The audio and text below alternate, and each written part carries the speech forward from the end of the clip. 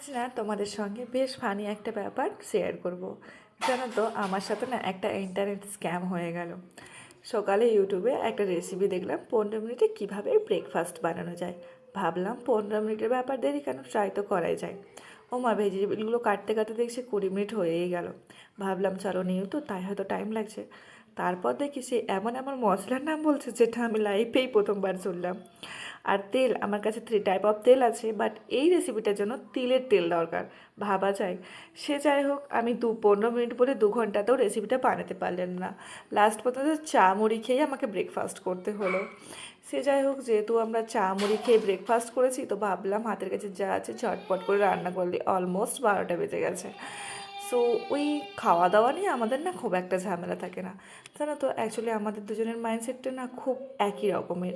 ডাল রাইস খেয়ে নেবো ঠিক আছে, বাট বাচ্চাদের সঙ্গে টাইম এক্স্যাক্টলি আমাদের কাটাতেই হবে। আর না, খাওয়া দাওয়া তো লাইফে সারা জীবন করতেই থাকবো, বাট বাচ্চাদের সঙ্গে টাইমগুলো বিতানোর টাইম না, এই টাইমটার পরে আর পাবো না। এই টাইমটা যদি একবার চলে যায়, এটা আমি কোনো দিনও রিটার্ন পাবো না। ওদের সঙ্গে খেলার জন্য, ওদের কথা শোনার জন্য, ওদের দুষ্টুমি দেখার জন্য। অ্যাকচুয়ালি নিজেদের ছোটোবেলাটাকে আবার বাঁচার মতো আবার আমি এই টাইমটা ফেরত পাবো না। সেই জন্য আমি যাই করি, ওদের কাছে আমার সব থেকে ইম্পর্টেন্ট হলো আমার দুটো বাবু। ওদের কাছে যেমন আমরা ইম্পর্টেন্ট, আমাদের কাছে ওরা ইম্পর্টেন্ট। চলো, আমার এই ভিডিওটার সঙ্গে কারা রিলেট করেছো আমাকে অবশ্যই কমেন্টে জানিয়ে এভাবেই পাশে থেকো।